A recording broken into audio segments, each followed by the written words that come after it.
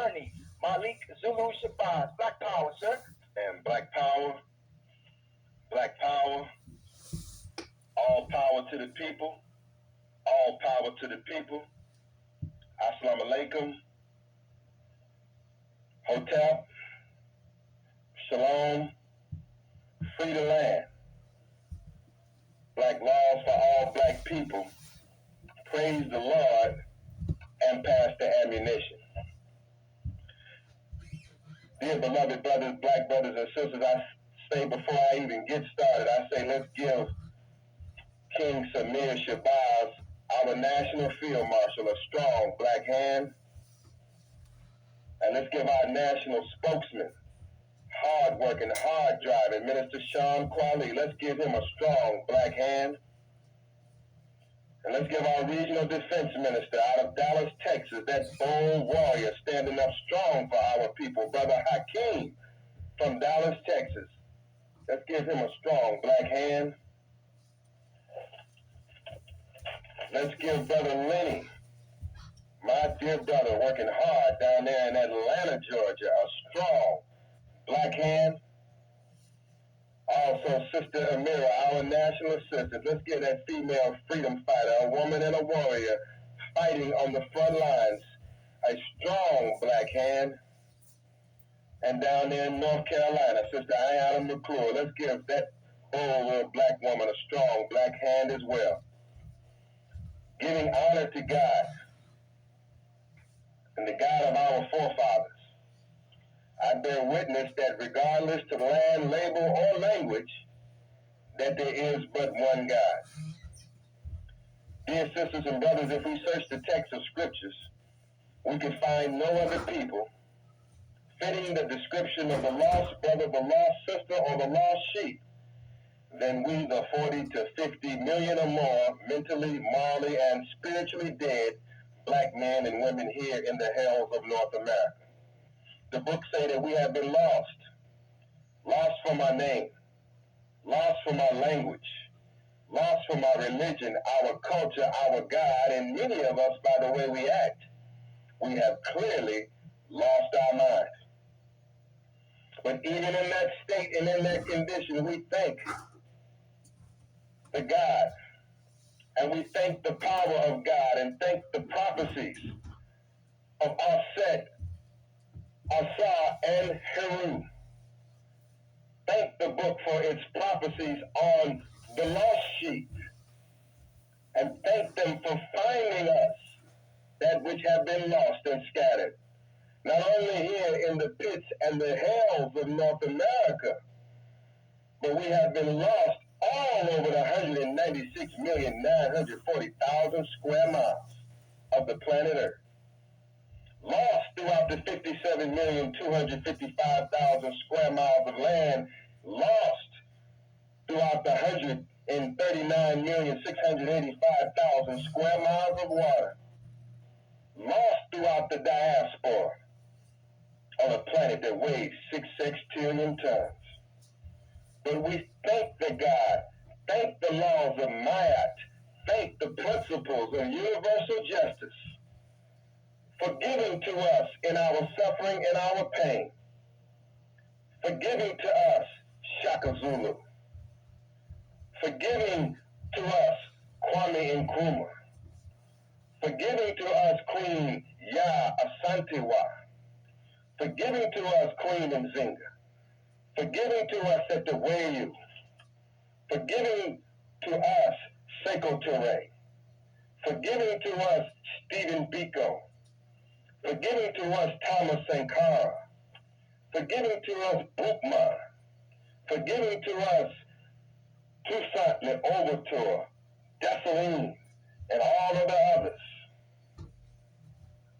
But we thank God for right here in the pits and the hells of North America, for giving to us Harriet Tubman, giving to us Reverend Nat Turner, for giving to us Bishop Henry McNeil Turner, for giving to us Blyden, for giving to us David Walker, for giving to us Richard Allen, for giving to us Marcus Mosiah Garvey.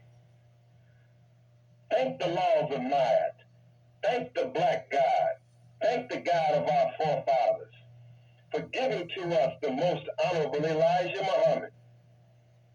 Thank the God for giving to us that bold and fiery prophet of black nationalism, Minister Malcolm X. But we don't want to leave out even before him for giving to us Prophet Noble Drew Ali.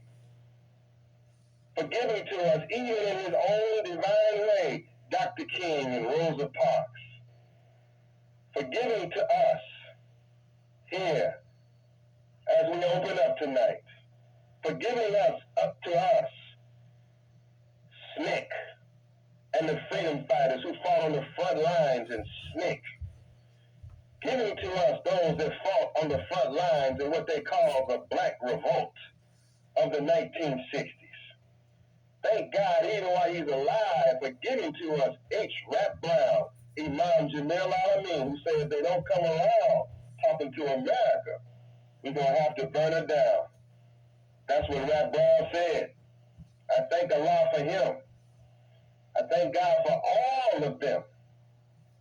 Kwame Ture, who has gone on to the realm of the ancestors or the Egun, and who gave to us the All-African People's Revolutionary Party, gave to us Pan-Africanism, gave to us an ideology and a philosophy well worthy of study and adherence to.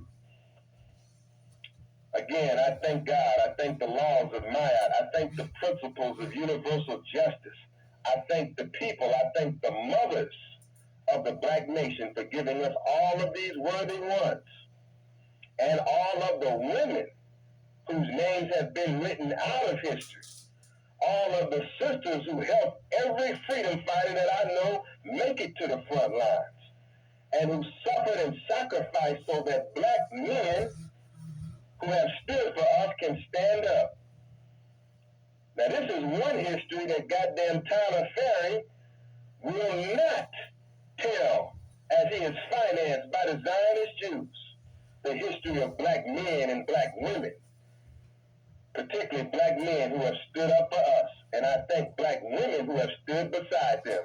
And they are not together crying over the dissatisfaction that they have over Garvey, Elijah, Malcolm, Huey P. Newton, and the original Black Panther Party. All of them were great. But I was taught and given a method and a practice and an assignment by one who represented all of them, wrapped into one. A bold, bald-headed black man, of whom I am here to announce his presence in the world. And to say to you that Khalid Abdul Muhammad is not dead. You just perceive not. Every time you hear one of these fireballs and flamethrowers in the new Black Panther Party, know that he lives. Every time that his name is mentioned, and is mentioned quite often these days, know that he lives. A master teacher, a fearless black man, born to give a white man hell from the cradle to the grave. I am unworthy to lace his shoes. I speak of my big brother, my captain, and my minister, the student of the Honorable Louis Farrakhan. I speak in his name, Minister and Dr. Khalid Abdul Muhammad. To all of you who are in the radio listening audience, I'm excited to be on tonight. I guess you can tell by the sound of my voice. I will not be long, but I must be strong.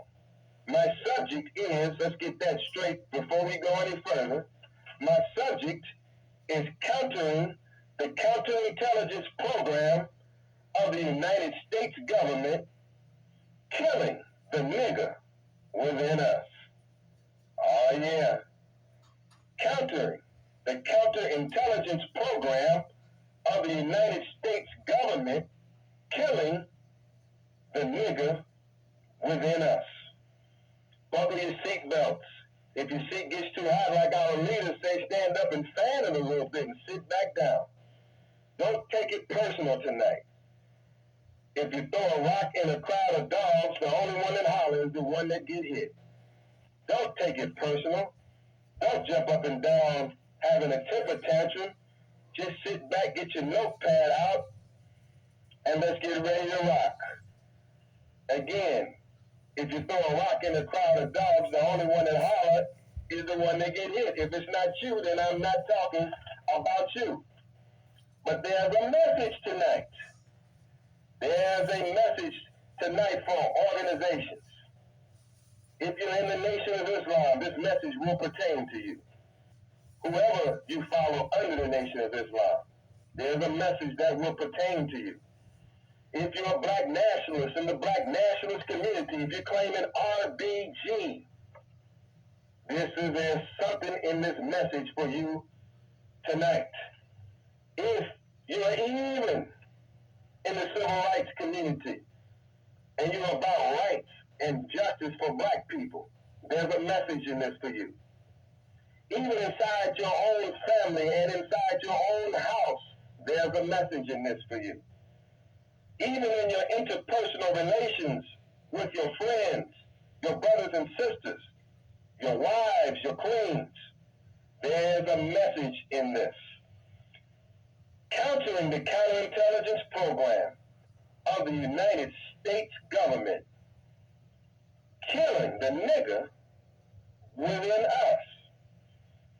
Let me get clear a few items of business off the way, then we're going to get busy with this subject. I'm hoping to take some questions. This will only be part one. Obviously, a subject this deep has to be covered in at least two parts. For those who are waiting for Black Men's Only meeting in class that I will be teaching, please be patient.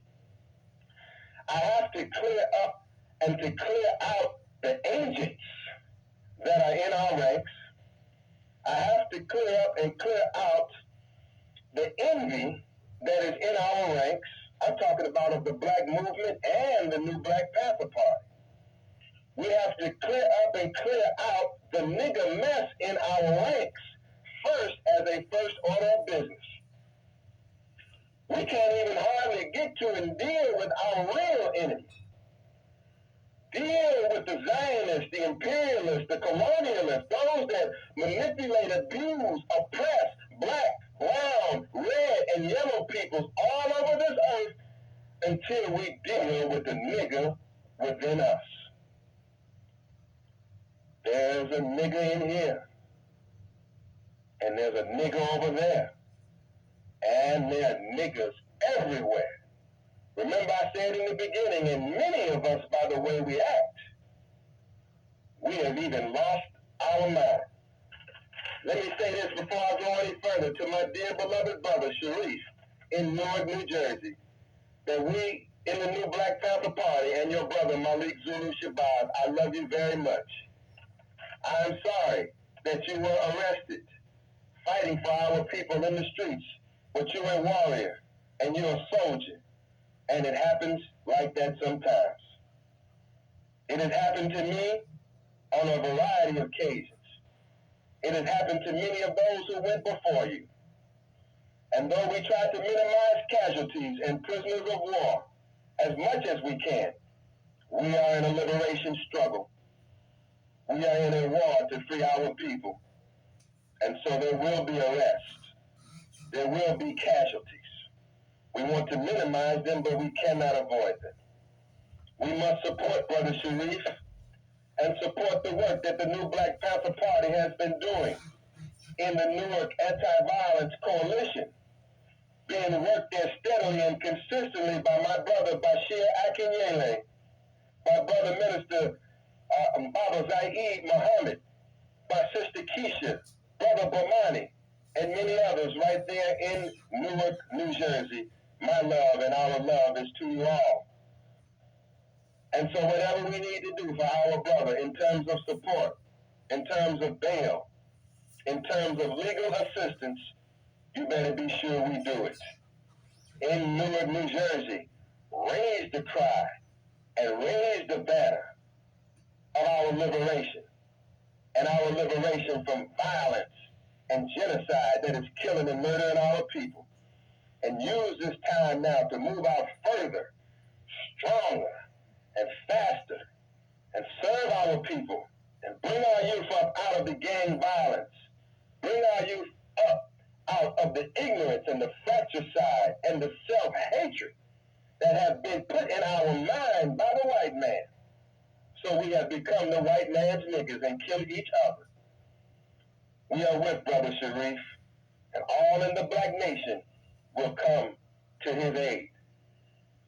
The good part about this, as I clear up some house business as we go forward, is that no subject have I discussed in the past or will discuss tonight or in the future is abstract.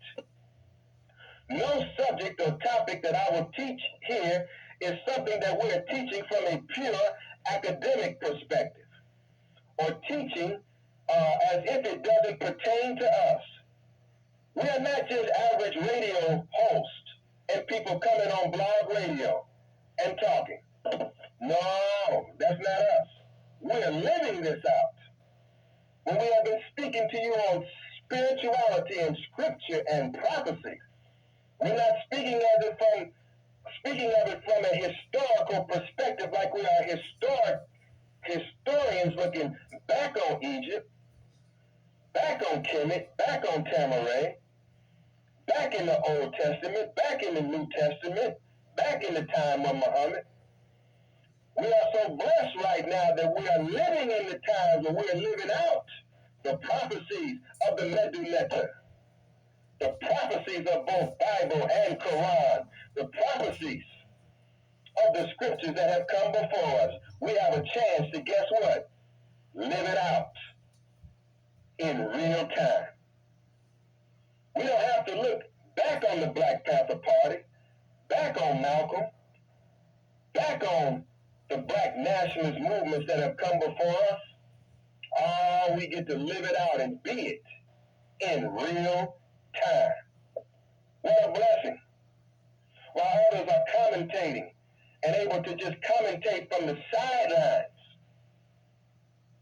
on organizational history, black history, scripture, prophecy, we here have been blessed with the opportunity to live it out in real time. And that's both positive and negative. So look, I want to say this. Your brother, Malik Z, Shabazz, your chairman, attorney, and doctor of law, I thank every one of you for your words that you have spoken in praise of me. And as soon as you give me the praise, I'm going to give the praise right up to Ra. I'm going to give it right to Amun Ra. I'm going to give it to Atum Ray. I'm going to give it to Nkulu Kulu. I'm going to give it to Almighty God. I'm going to give it to Allah and the ancestors. Because I, again, am here. I'm like a speck of sand on a beach in a big, wide universe. I am just here in a specific, small dispensation of time, strongly yet humbly going about work. And so I thank you for your praise of me, but I want to tell you all that I'm so happy to be operating in a collective. And I'm so happy to be operating with an army of kings and queens, of goddesses and gods, of sisters and brothers. We're building a movement here. Yes, I'm your chairman. Yes, I'm working day in and day out for our redemption. But we are building a movement and a scientific operation where we move from total reliance on one man and one Messiah figure to collective operations where we build institutions that last beyond the individual. We build on principles and institutions beyond the position of spokesman and field marshal and chairman. Thus, we will be thwarting the United States government's attempts to destroy black organizations. I'm going to get off into it tonight. Give me a minute. I have to lay the base and lay certain principles down. There are certain different kinds of people in the classroom. Some are just hearing this for the first time. Some know this teaching well. Some don't want a damn thing to do with religion. Others want to hear the Bible and the Quran all day long. Some are elders, some are youth, some in the church, some against the church, some in the mosque, some against the mosque. All are out there in the black nation. Look, the new Black Panther paper newspaper. Let me tell you where the party is going. If you're in the other organizations and movements, stick with me, because this is a message you don't want to miss tonight. But all of those listening to the Panther Party, get all your information in right now by December the 4th, because our super hot newspaper is coming out before Kwanzaa. And that paper will be entitled, Who is the New Black Panther Party? Who is the New Black Panther Party? Who is this much talked about, much discussed, much maligned, much slandered, much gossiped about, much Facebooked about, much hated on, from the tops of the devils of the planet to crazy niggas right around the block? Who is the New Black Panther Party? Get all your information in, because you want to let the world know who you are, because we're going to drop tens of thousands of these all over the face of the planet Earth. By God's grace, I just met with our new website manager, and he ain't cheap. But I just met with our new website manager, and by next Monday, when God's grace, I return to this rostrum and this microphone, you will see a beautiful new website at newblackpanther.org. As this week goes on, it will say under construction.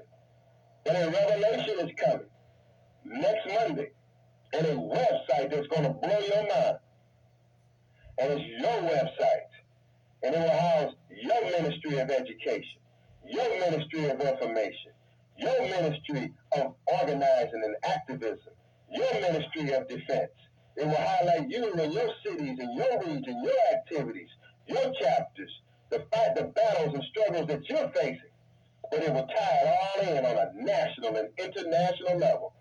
Our message, our voice, our videos, our perspectives will go out like never before through our new international communications vehicle, not only the website, but the Ministry of Information in general.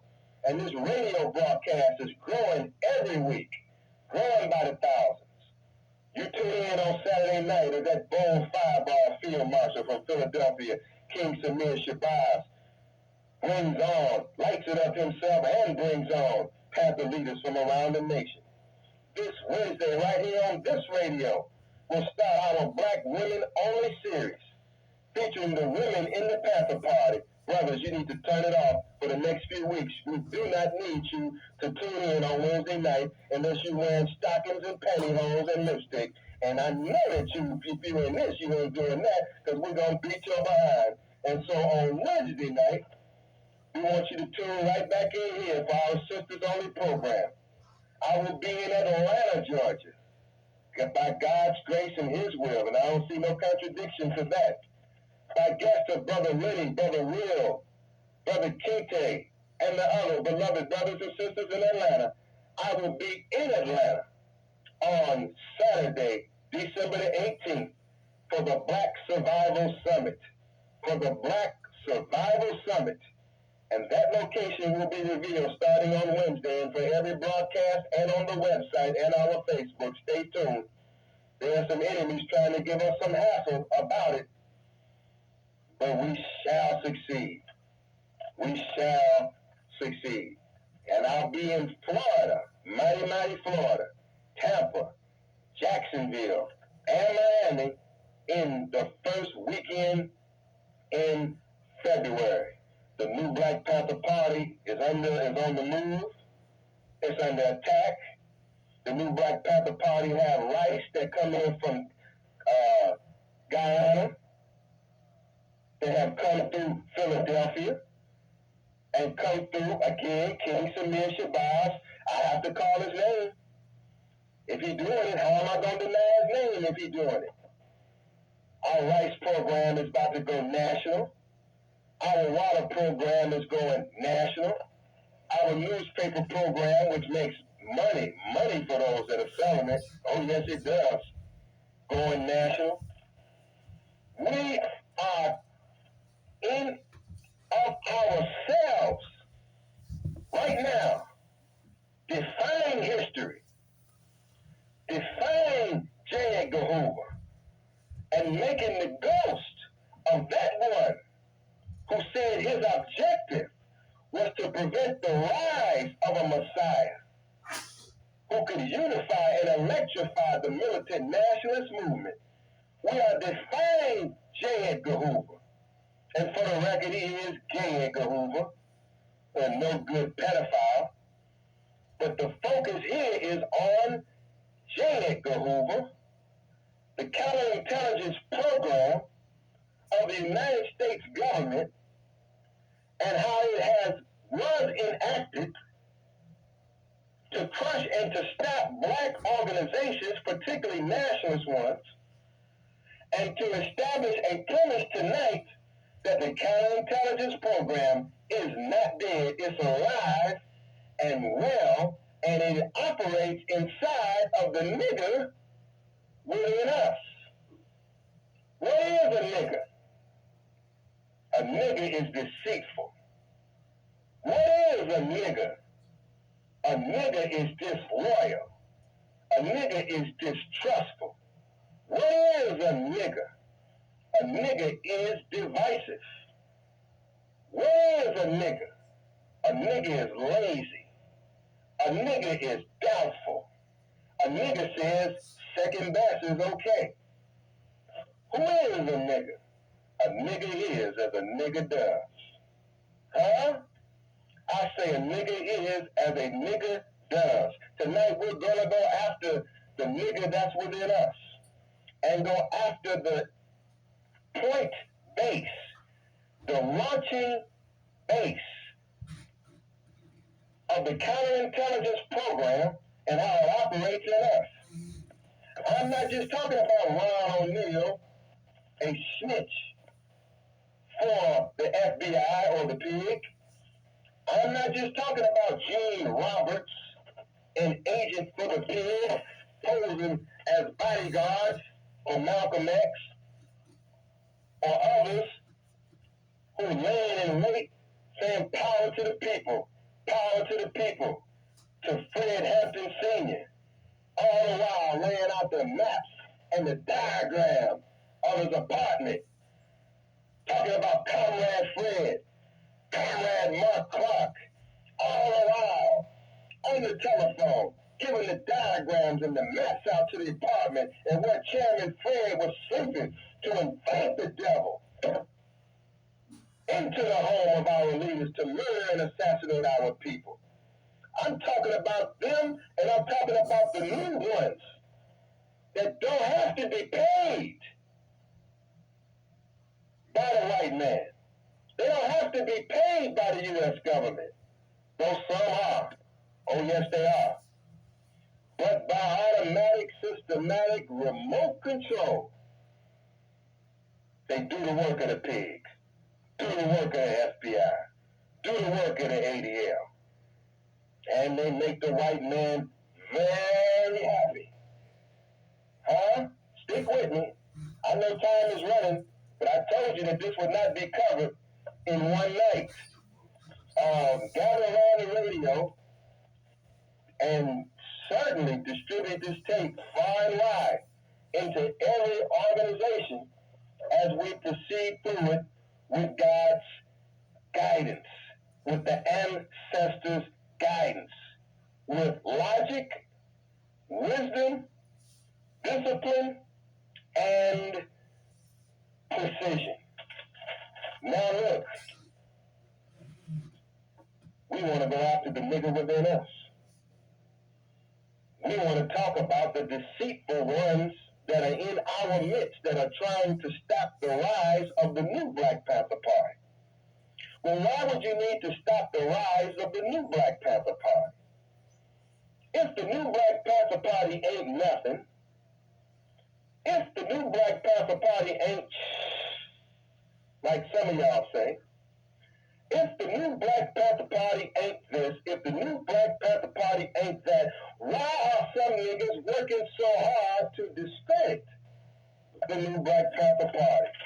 Let us look at the definitions of the objectives of the counterintelligence program.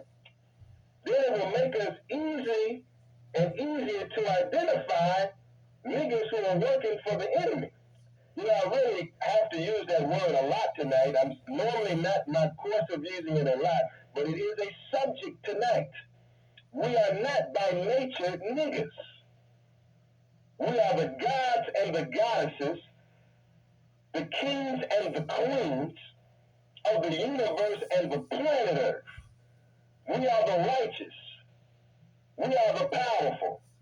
We are the Elohim.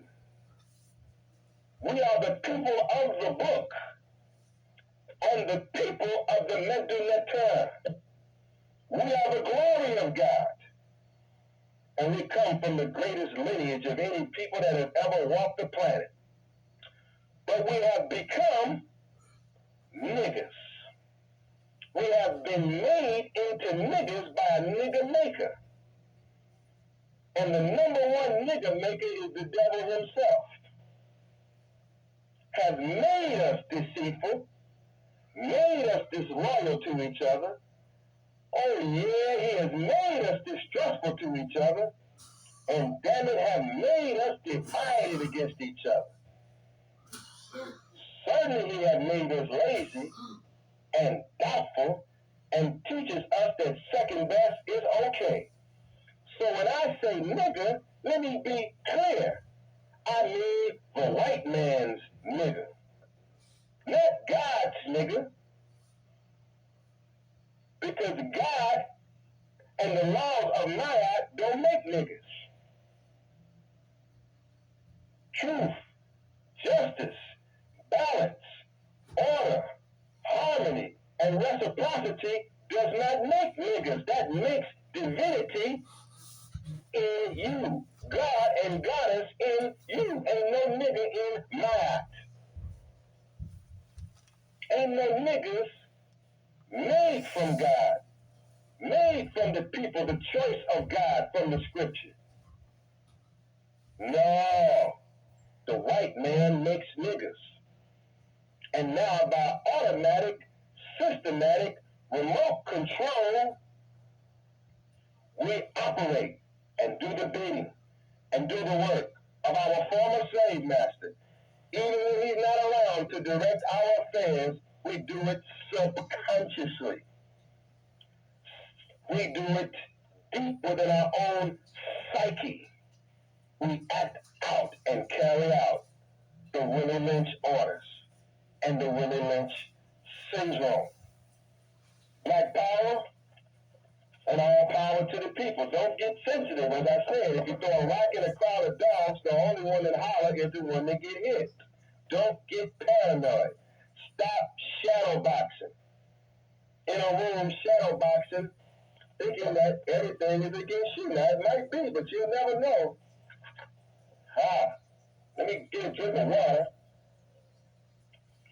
and continue on.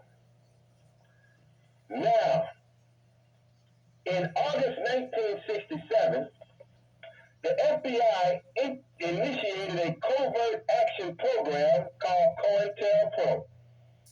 Its objective was to disrupt and neutralize organizations which the Bureau, the FBI, characterized as black nationalist hate groups. The FBI memorandum expanding the program describes its goals as 1. To prevent a coalition of militant black nationalist groups. I repeat, you need to be taking notes. To prevent a coalition of militant black nationalist groups, one of the top goals of J. Edgar Hoover, the FBI, as stamped and approved and funded by by the United States government at the height of the Black Revolution or the Black Revolt. Number two, the goals of the counterintelligence program is to prevent the rise of a Messiah who could unify and electrify the militant nationalist movement. Again, to prevent the rise of a Messiah who could unify and electrify the militant nationalist movement. Martin Luther King, Stokely Carmichael, Elijah Muhammad all aspire to this position. So teaches J. Edgar Hoover. The teaches more on that, but I'm going to go on to the third point. We're going to get deep into this during this two-part series. But if you could take it as I'm offering it to you, I certainly would appreciate it. Number three, to prevent violence on the part of black nationalist groups. So says Hoover. Let me add into that. His goal is to make violence amongst black nationalist groups. Goal number four, to prevent militant black nationalist groups and leaders from gaining respectability by discrediting them. Listen good and check around you, look around you, listen around you, listen to what people are saying and what they're doing and how they're moving. They say to prevent militant black nationalist groups and leaders from gaining respectability by discrediting them. Number five, to prevent the long-range growth of militant black nationalist organizations, especially among youth. To prevent the long-range goals of militant growth of militant black nationalist organizations, especially amongst the youth.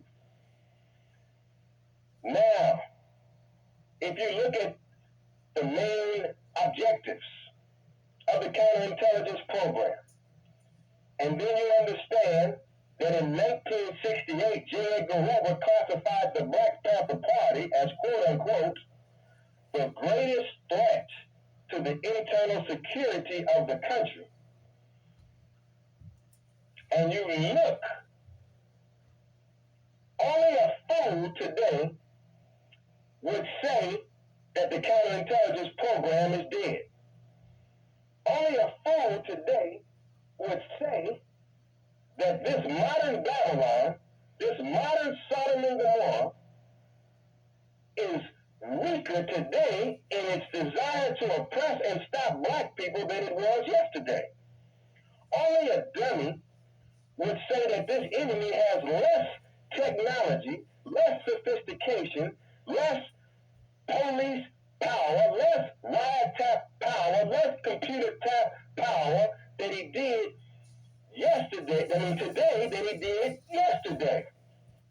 You'd be a fool to say that.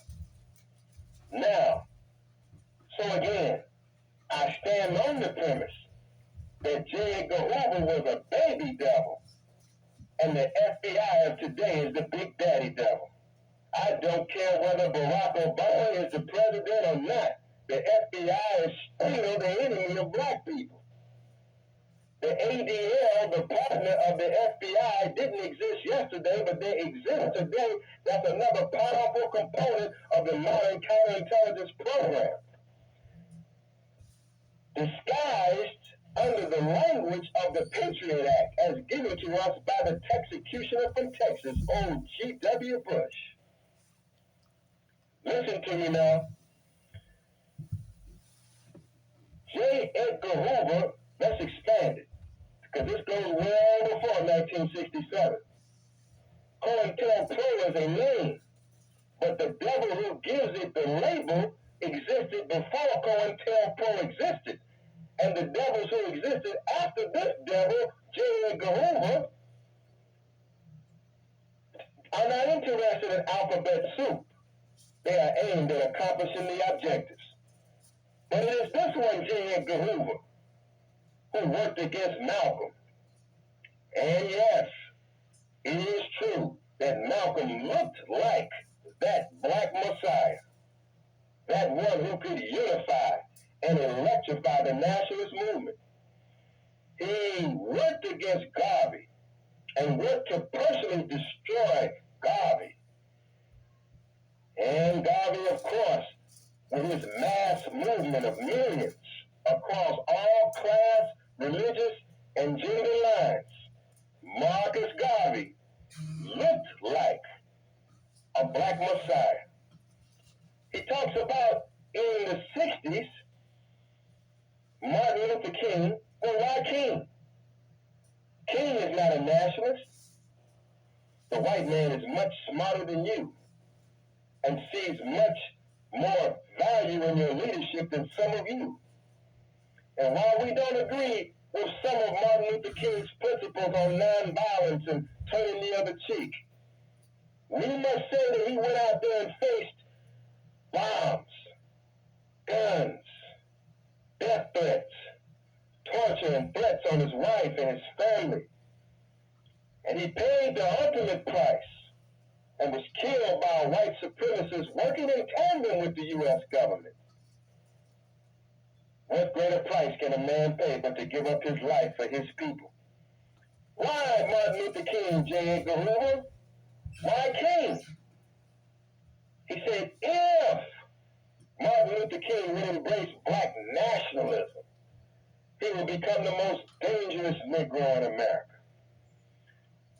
If King had a mass movement, a mass following, and if he would embrace that which was most threatening to J. Edgar Hoover, then according to Hoover, he would be that black messiah. Stokely Carmichael, a nationalist. Elijah Muhammad, the most honorable Elijah Muhammad, though they say we are a religion and we are the religion of Islam, the white man and many others see them as nationalists. If he is religion or was religion with Elijah Muhammad, certainly it was a black nationalist religion. You better believe it, black to the core. What is it about black nationalism? What is it about establishing a nation of your own? What is it about self-determination, community control? What is it about defining, defending, and developing that which is in the best interest of black people that is so threatening to the white man? Now, they worked on Stokely Carmichael and worked on him so hard that they drove him out of the country. He was so strong and so bold, they drove him out. And for a while, he landed with Kwame Nkrumah and Sekou Touré in Ghana and Guinea and did a hell of a work before returning to the United States of America. They said that the most honorable Elijah Muhammad was up in age. So he presented less of a threat, according to J. Edgar Hoover. This is Hoover, not Malik Shabazz. And so because the messenger was up in age, he presented less of a threat, but still he's named in the top threats. You can knock the Nation of Islam if you want to. You can say, well, they don't carry guns. They're not this. They're not that. Let me tell you this. In the counterintelligence program, they are right at the top with the Black Panther Party, the Nation of Islam. And at that time, also other groups that are not really with us today. I'm talking about SNCC. I'm talking about Revolutionary Action Movement, but also other civil rights organizations. Malcolm looked like he was that one. He was in his prime when he was assassinated.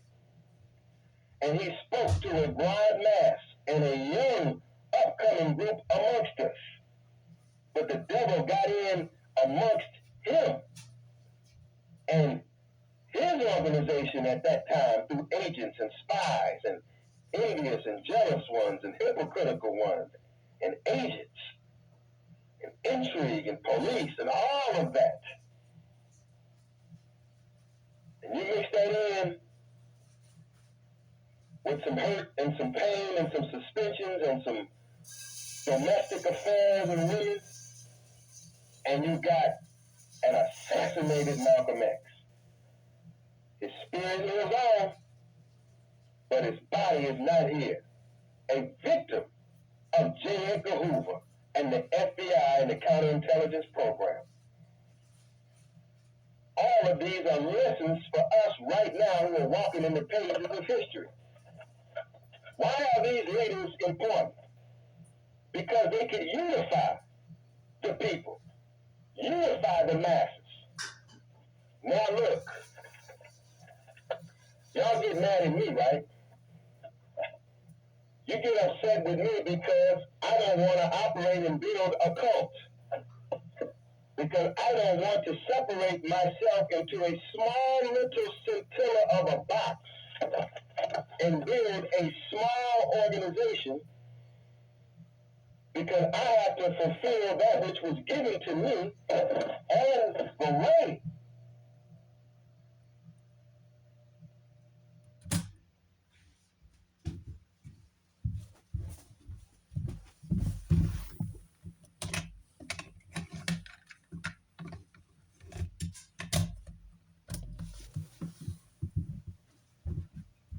A cult, Khalid Abdul Muhammad, was given with a knowledge and wisdom that could reach the broad masses. He was just cut off from reaching the broad masses. He reached the broad masses in certain critical years that I was with him. And then through enemy intrigue and attacks and other factors, they tried to cut my man down and box him in. Now comes his student, Malik Z Shabazz. I am not here just for one small piece of the black pie. Not here just for the nationalists, though I'm a nationalist to the core. Not here for just only the Pan-Africanists, though I'm Pan-Africanist to the core. Not here to be divided away from the black family in the church.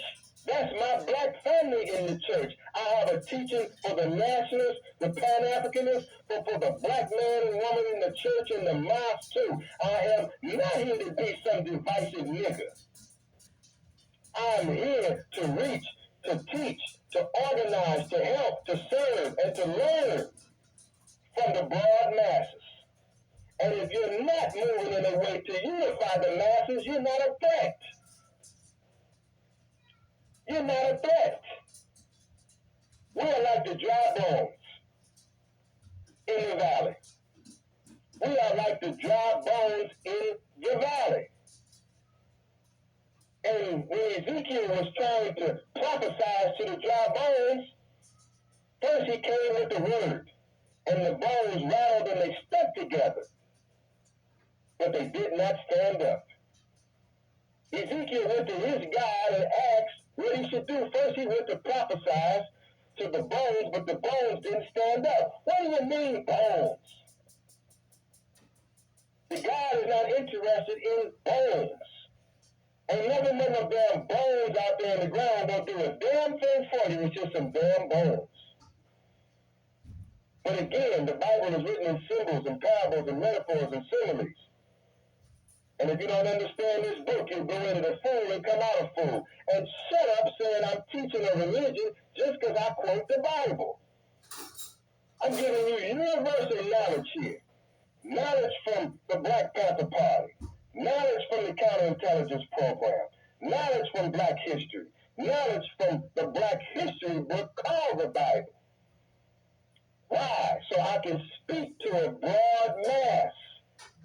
The masses and the classes, not just the asses. Now, what am I saying? These bones represent different organizations and types of people. And the initial word or the prophecy that went out to us rattled us. They shook us, but we did not stand up all the way and fulfill the prophecy. If we did, there would be no need for a new Black Panther Party.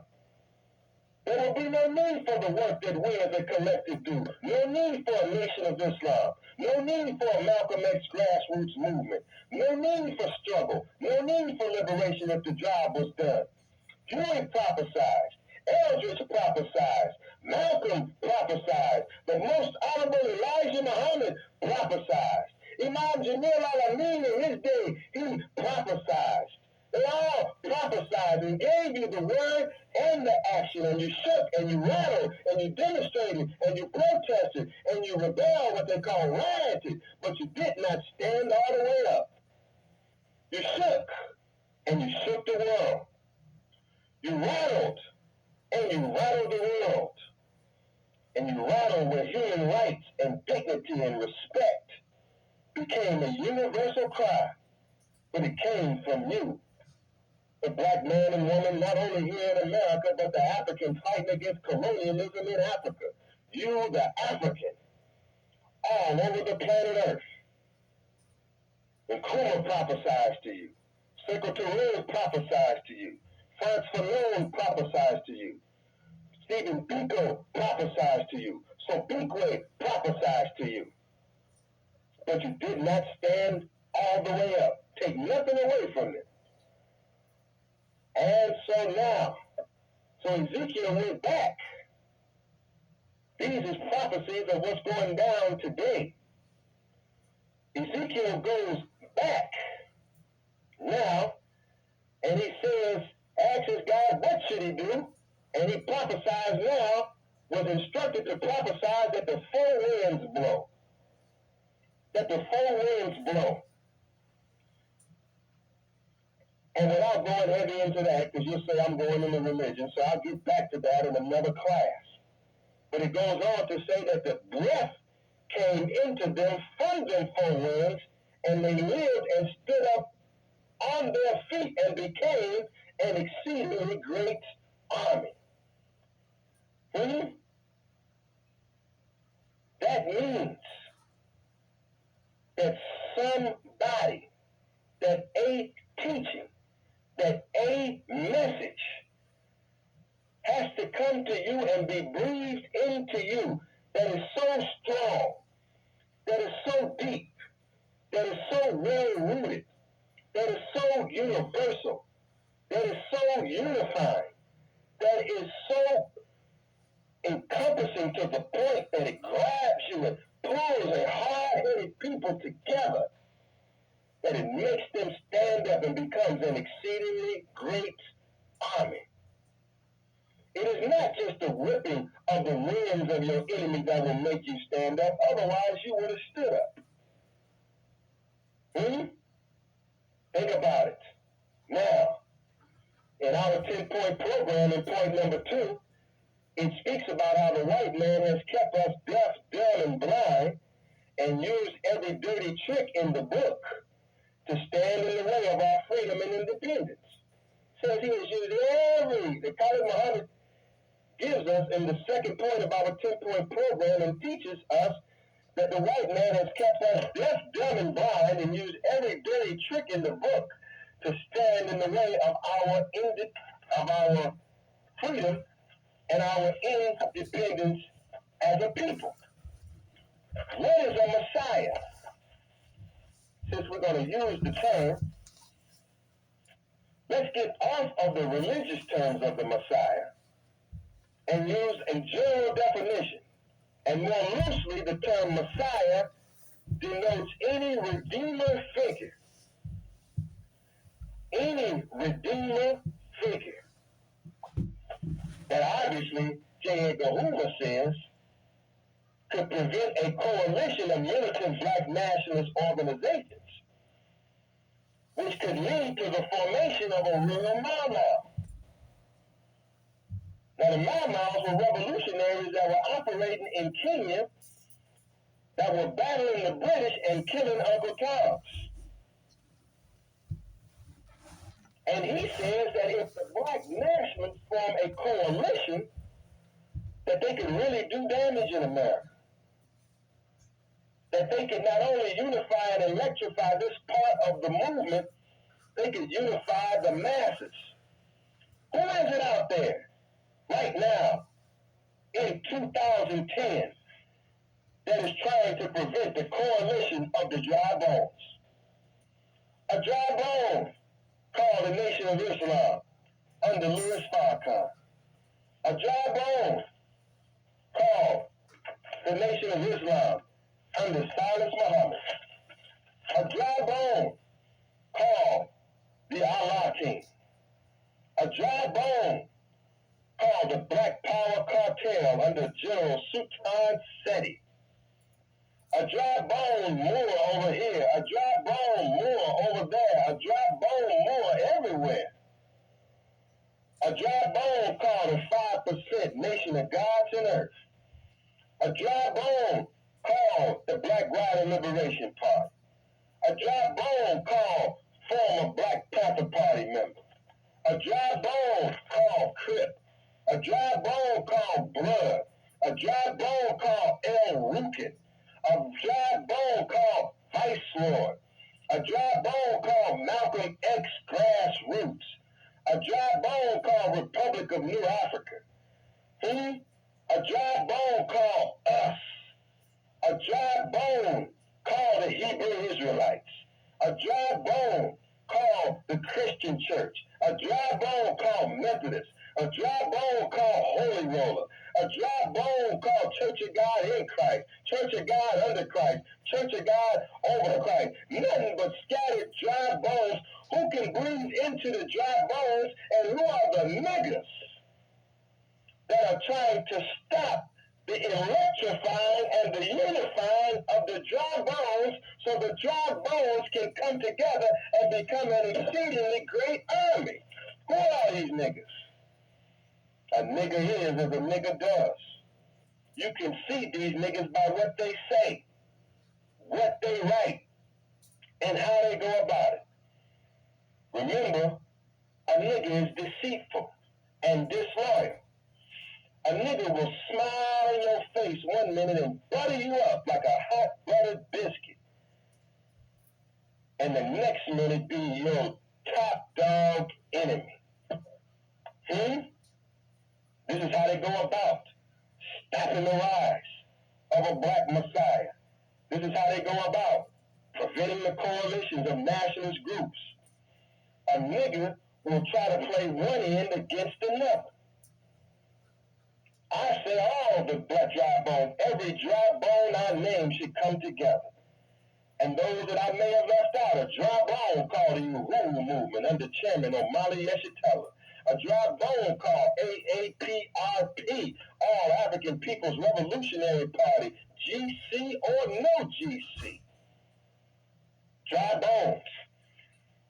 Who is it that's been trying to bring these groups together, and who are the agents, the niggas, who are trying to stop it? Why would you want to stop that?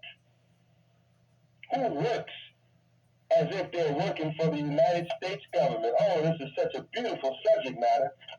Now, let's go a little bit deeper.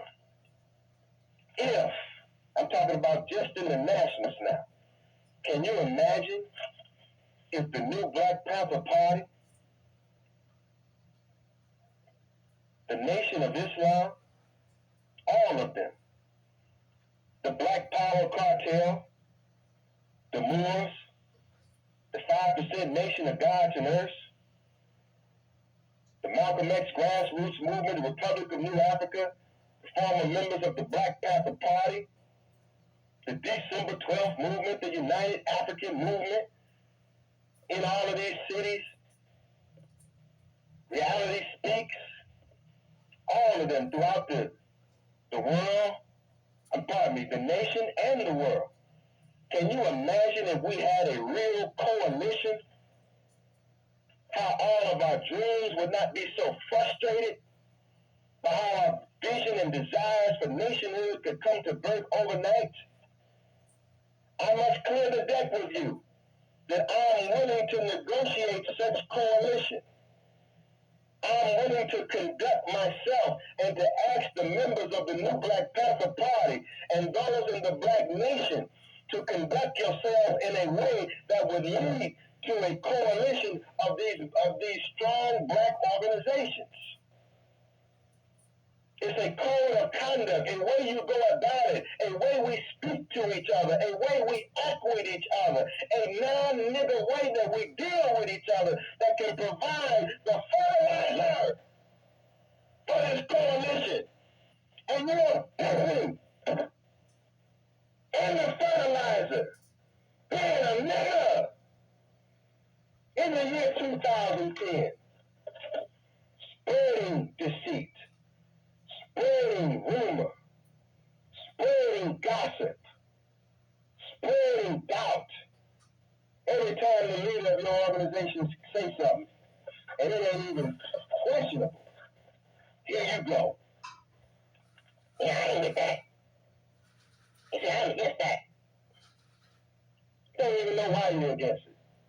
I can see if you was against something based on principle, that's different. I can see if you had research and study and facts. But you like those that like to dispute without knowledge and follow conjecture. You like to argue about things without even research or knowledge and then end up sounding like a fool. And you follow opinions instead of actual facts. Now, this Redeemer, this Messiah, and I will tell you straightforward that this is not a single individual. There is no more single individual Messiah that is going to come and rescue our people. I'm going to tell you that right now, and some of you may get mad at me, but I'm going to tell you that right now. And before he left in his final lectures at Afrocentric Temple, Khalid Abdul Muhammad taught us and taught me that there was no need to teach a specific Messiah. And I say that to the extent that we must institutionalize our movement, our learning, and stop putting so much pressure on single individuals. Yes, we will have board leaders and chairmen and ministers and leaders of our various organizations. We should give them our support, our help, our loyalty, and help drive and drive them, help them to go to the top. But I ain't going nowhere without my sisters and brothers.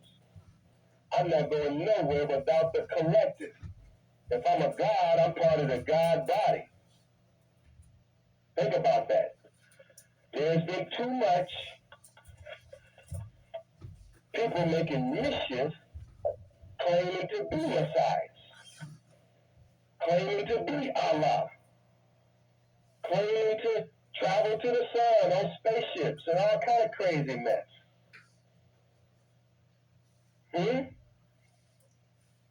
I left them out, and I don't mean it in relation to that point. It just means I didn't mean to leave out also a key drop on the Nubian nation under the leadership of Malik Z, who is locked down in prison.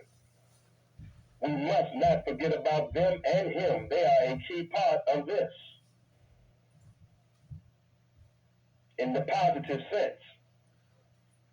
But there is no more single Messiah, son of man, single man or woman God that is coming to get us.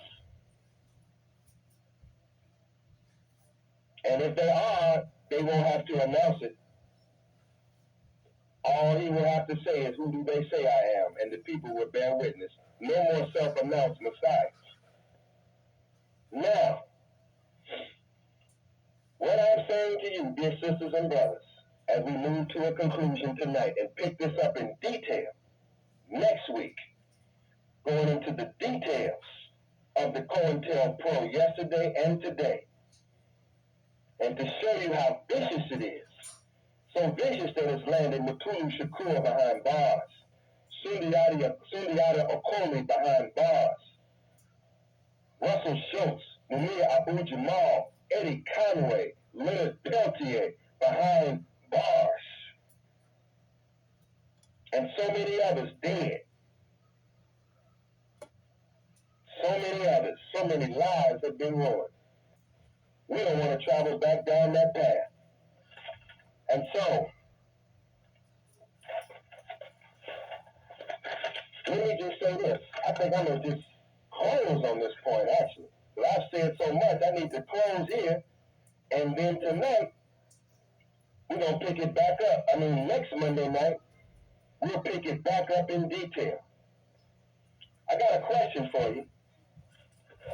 Why did we run Yakub and his maid devil from the root of civilization over the hot desert into the caves of West Asia, as they now call it Europe?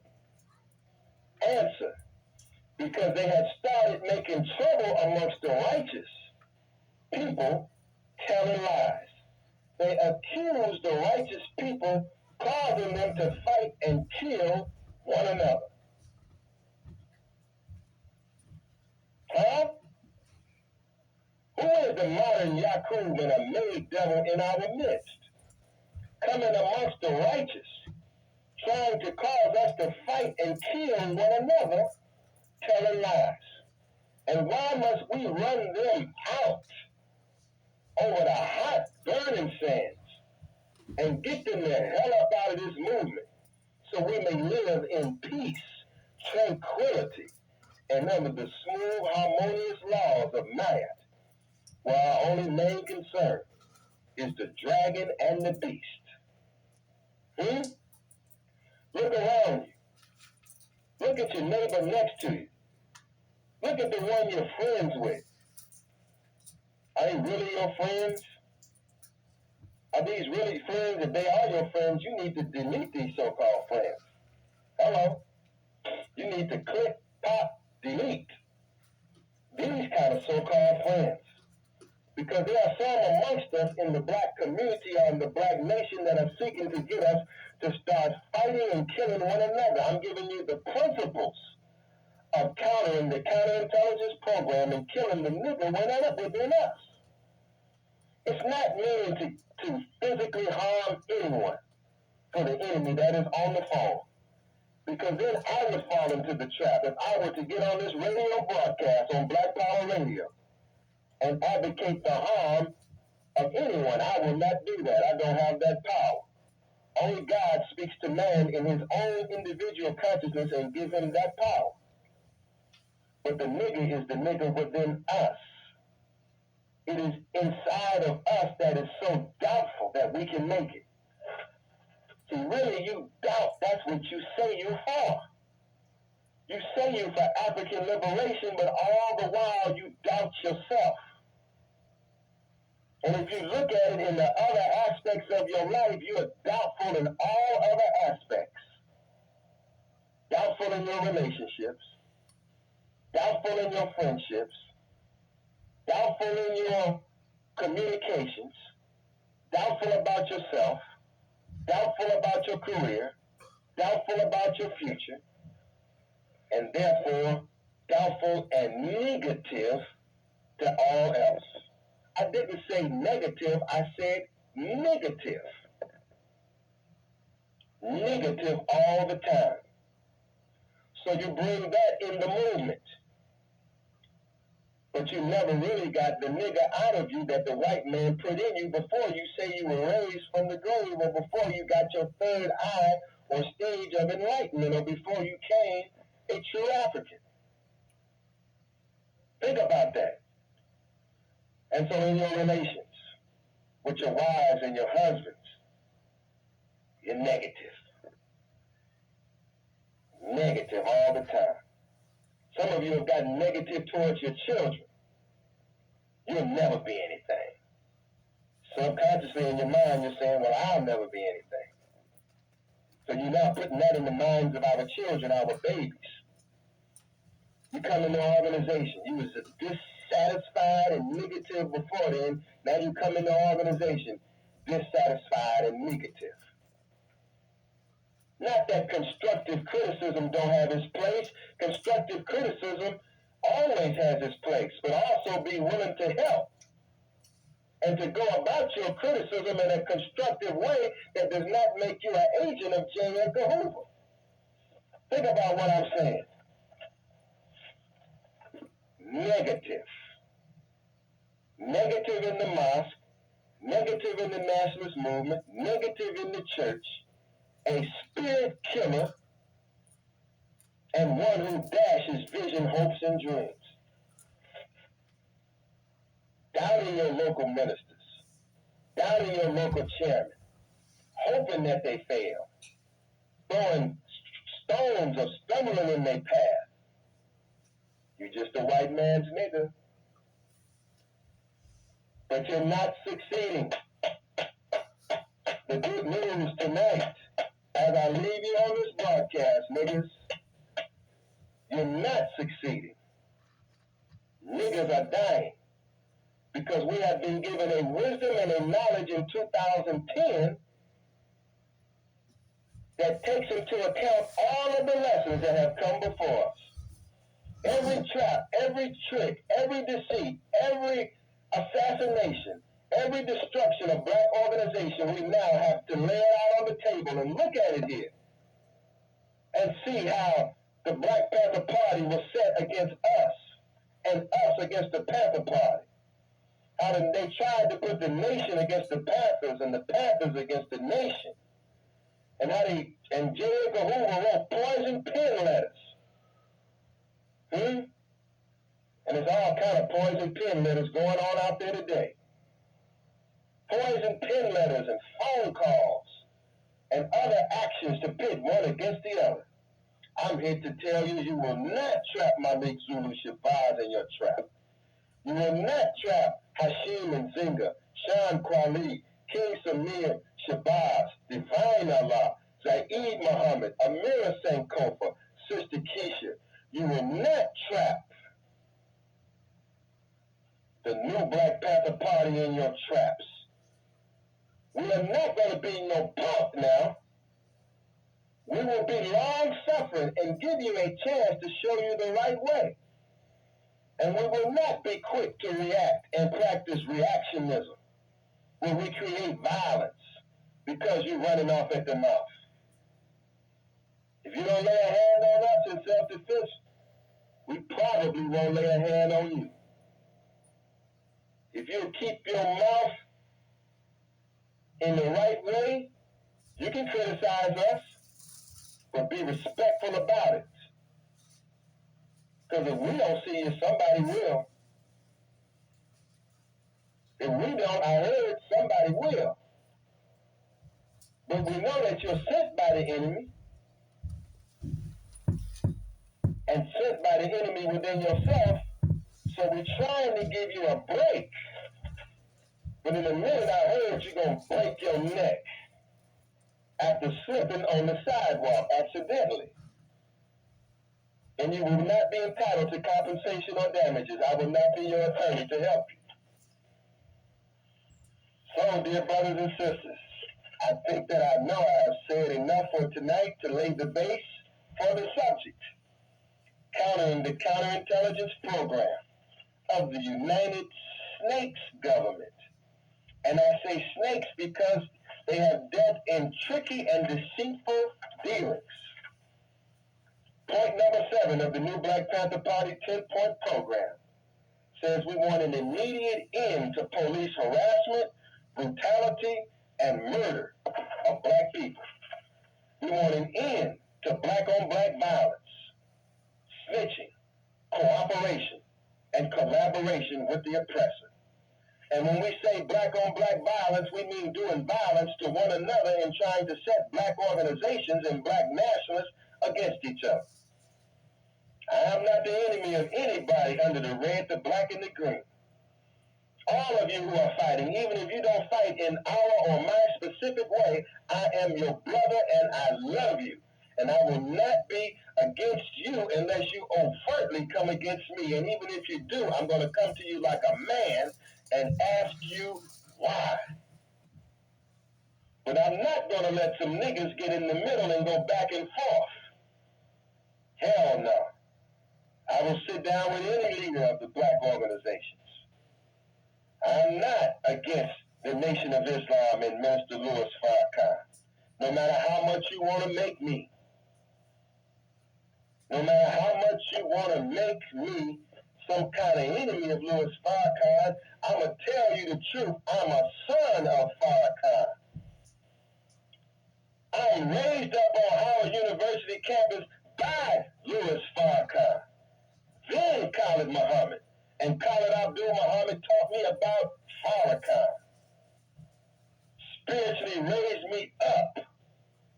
And I say to you, like Khalid told you, no matter what have gone down or how much water under the bridge, he thanked his spiritual father. He said that up to his death. Criticize him if you want to. And so I carry on in the tradition. I'm not going to be doing that. I get on my head, hands, and knees and make salat down to the sajda for a strong Nation of Islam, for a strong Louis Farrakhan, a strong Food of Islam, a strong Mustafa Farrakhan. I want a strong Lost Found Nation of Islam, a strong minister or chief executive officer, Silas Muhammad. I want a strong Black Power cartel, a strong General Seti. I want a strong Allah team and Dr. Wesley Muhammad and Wakil Allah. I want a strong Chokwe Lumumba, a strong Malcolm X grassroots movement. I want to see strong ministers in the black church, strong Jeremiah Wright, strong others like Pastor Ted Sutton, strong with those that are strong in the church. I want them to be strong. I don't just want to pick apart the church as if I'm so much better. If you're better, show you can do better. Strong. I want the best. My mind. I'm crushing the nigga mind in me. Niggas want competition. Niggas like little tribal leaders on the coast of Africa arguing over little pieces of land and little statues and little guns and little pieces of whiskey and trinkets that the white man is bringing them, while the British and the French and the Belgians are off the coast with the big ships and the big guns. And niggas is running around fighting over little pieces of territory, and the white man about to wipe all of you out. You big dummy. You're not going to make me a dummy. No, sir. As I clear out this broadcast, I want to let you know the policies of the new Black Panther Party and those that are here. We are going to kill. We are in the process of cleansing and killing the nigger within us. Killing the disloyal, the envious, the jealousy, the hard-heartedness, the laziness, the doubtfulness, the competition-driven people in our midst. Isolating the gene, isolating that germ, driving it from our midst and crushing it, not allowing it to multiply and build on another and make a devil. We want to go opposite of making a devil and make us into gods and goddesses by destroying germ by germ, thought by thought, negative thinking and actions, and building on and marrying on the God thoughts to the God thoughts, stage after stage, till we build a new people from a new mind. Can you handle what I'm telling you? I'm even telling you some things that Khalid didn't tell you.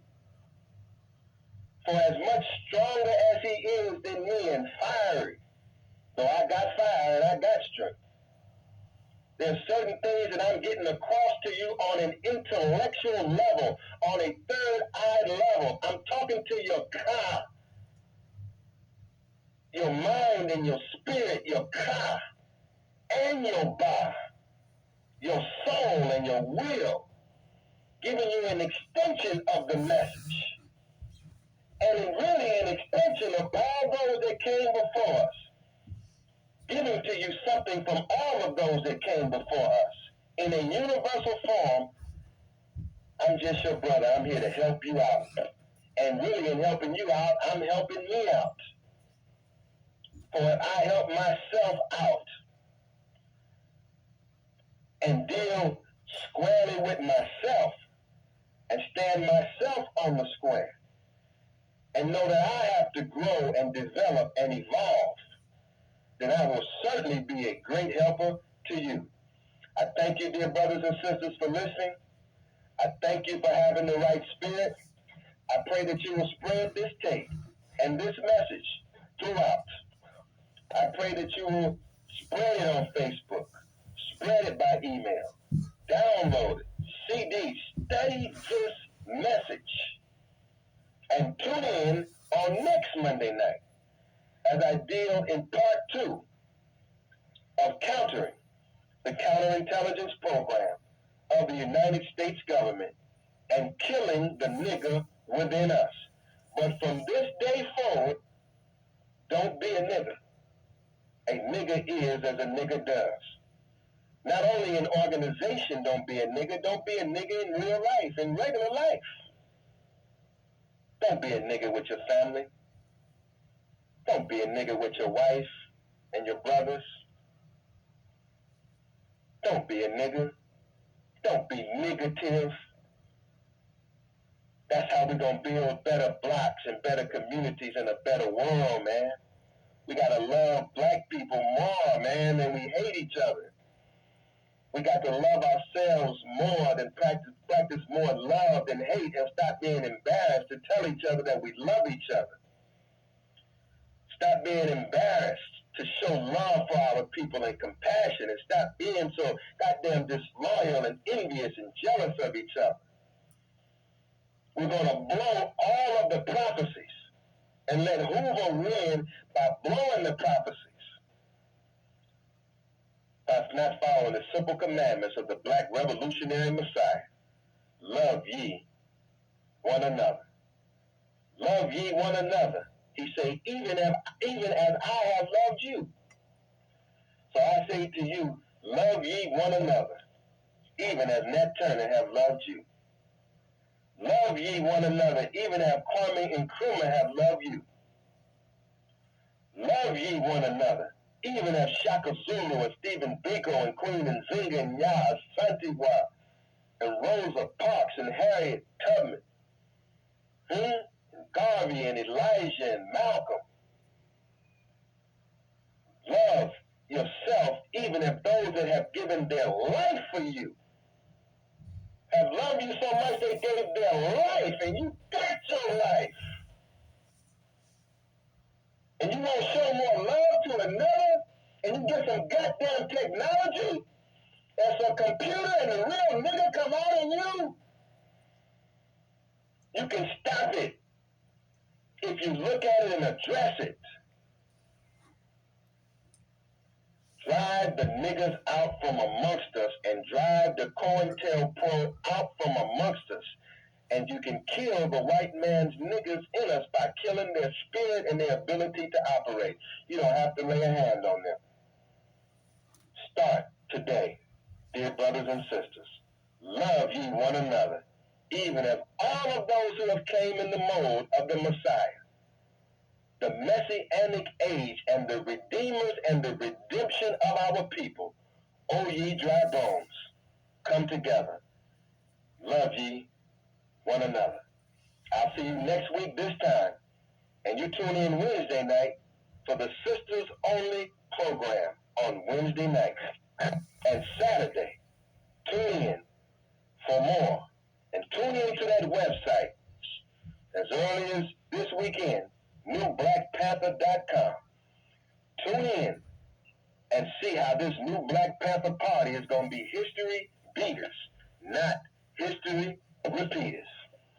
Don't you want to be history beaters and not repeaters? You need to repeat this as often as you, and this tape, as often as you play them Sunday sermons. No disrespect to any of them. You need to play this into the black community. I'm going to get more specific and go in depth next week. I love you all. I am your brother. I make no more out of myself than I should. I am humbly here to operate for a dispensation, a period in time. I say God is the greatest, And in the name of the God and under the laws of Maya and in the tradition of our ancestors, I leave you. Black Power, Hotep, Assalamu Alaikum, Shalom, praise the Lord, pass the ammunition, and every other greeting that applies to our people, to all of our people that want a nation of our own, that want self-determination, that want peace, that want freedom, that want justice, that wants equality. I am here to help to do my part in that cause. And that is the spirit of the new Black Panther Party representatives and members. And that is the way we are carrying ourselves on out in a dignified and righteous way. And don't mess with us, because we are the new Black Panther Party, and we got to have somebody to get mad at, and don't you be the one. Black Power. Black Power, Black Power. Our family, there it is, the national chairman of the new Black Panther Party for Self-Defense, Dr. and Attorney Malik Z. Shabazz. We're closing out. Make sure that you join us. Make sure that you join us for the next broadcast this Wednesday for the All Sisters meeting. This Wednesday at 11 p.m. Eastern Time. If you want to join and be a part of the revolution, a part of our movement, the Black Power movement, email us at nbpphq@yahoo.com. Hit us up on newblackpanther.org. Come on and be a part of the boldest, most revolutionary group anywhere to be found in the world. We thank you for listening and look forward to you tuning to us again for another edition of Black Power Radio. Black Power. I hope you got an extra mic. Stuff you don't even need to see that they can kill us with. Biological, chemical warfare. Okay. That being make that kind of comment to me.